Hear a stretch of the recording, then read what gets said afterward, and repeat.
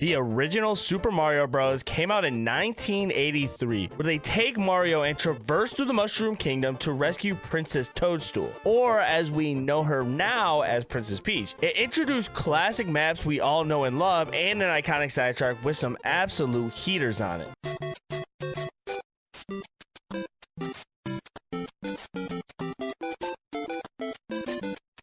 This game ended up being an instant classic and to end up being the beginning piece of the puzzle to something completely great. Fast forward, it is 2023 and Super Mario Wonder drops, and it revives that classic style Mario while also throwing in new gimmicks and a new style to the classic we all know and love. And a game I can't wait to share with you guys and give you my opinion on one of the best Switch games out this year. Well, besides Zelda Tears of the Kingdom and Pikmin 4, but you get the point. Anyways, let's get into it. Hey everybody, what's going on? It's your boy YouLoveNicktana back again with another video. Hopefully everybody's doing great. Do me a favor before we lock in, tell somebody you love them, because you never know what somebody is going through.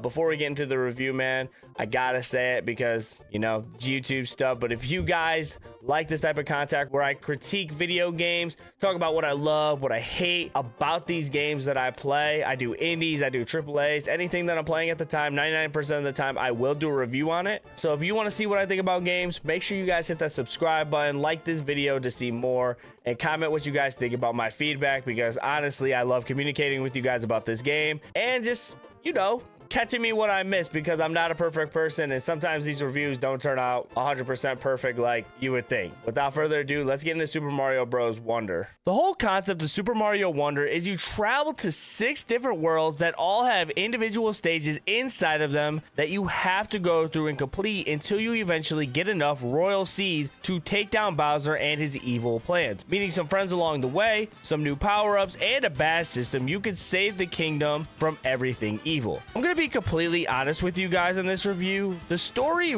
really had little to no backstory whatsoever, or a plot to that I really never even cared about. And that's not me trying to give a slap in the face to this game. I just simply thought that the bigger picture here was the levels and the worlds that take place within it. My main goal from playing this game was really exploring and completing each stage to what it has to offer. Things like collecting all the flower coins, finding hidden wonder seeds, and even overachieving and completing extra levels to get more wonder seeds, even when the game doesn't ask for it to progress further within the world. So I'm gonna go ahead and piggy off of that. I want to get into the stages and worlds of Super Mario Wonder because, let's face it, it's one of the highlights of this type of Mario game. To me, this part of the game was electric and very great, if not, I would say perfect. Every world and level has its own theme and style to it, depending on where you're at. From the basics at Pipe Rock Plateau, or one of my personal favorites, the mines of Fungi Mines. Every side-scrolling level was bright, full of color, and felt smooth to run. What separates this game from the classics is the plethora of new enemies, new power-ups. For example, like this elephant power-up that I completely enjoyed that made every single character look insanely dope, and the drill head. It also had these things called wonder flowers, and this is what made the game excellent. These flowers that are on whatever Wiz Khalifa was smoking on or doing transforms the stage into a new way that makes the level a million times more fun with the gimmick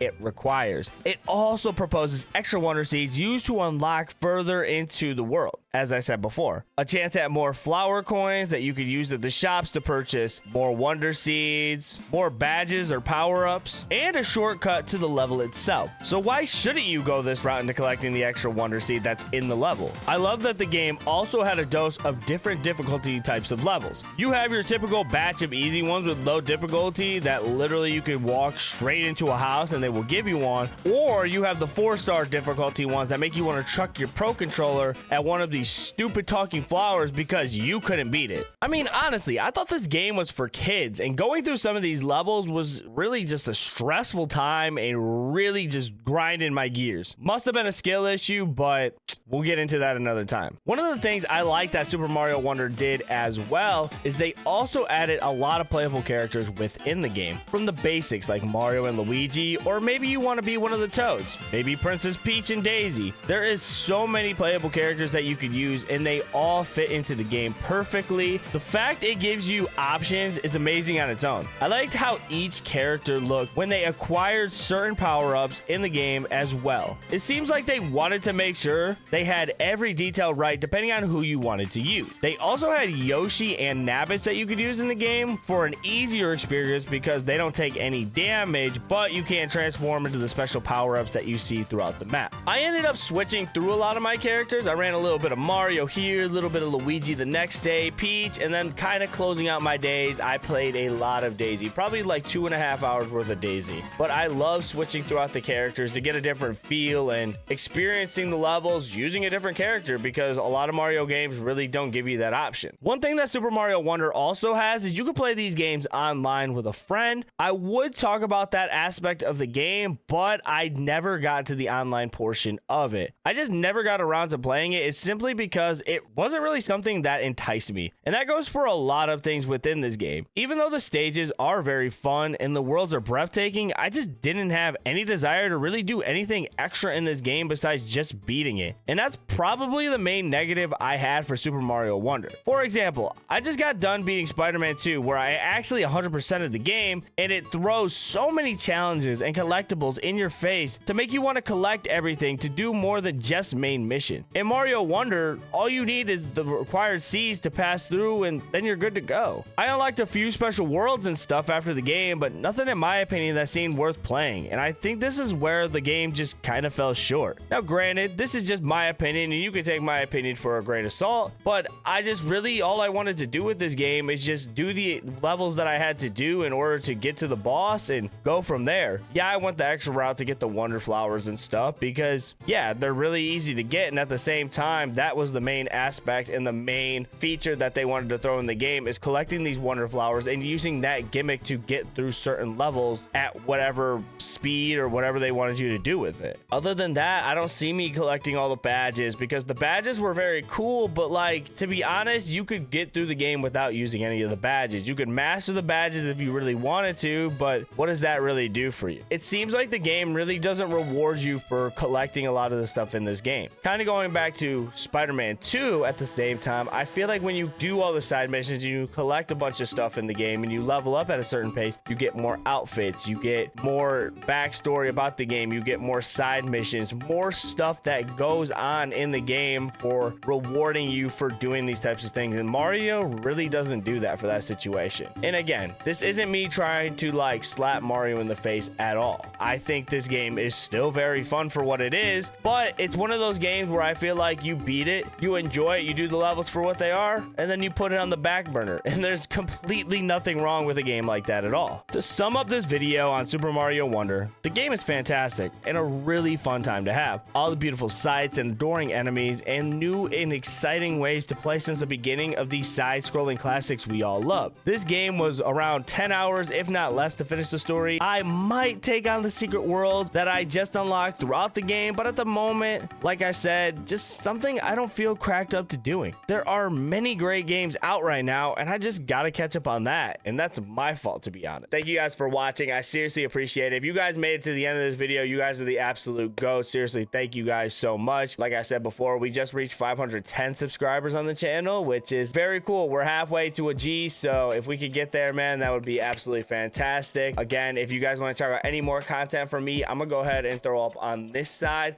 the review that I just did for Spider-Man 2, the game that is not perfect. So if you guys want to check that out, go ahead and check that out over here.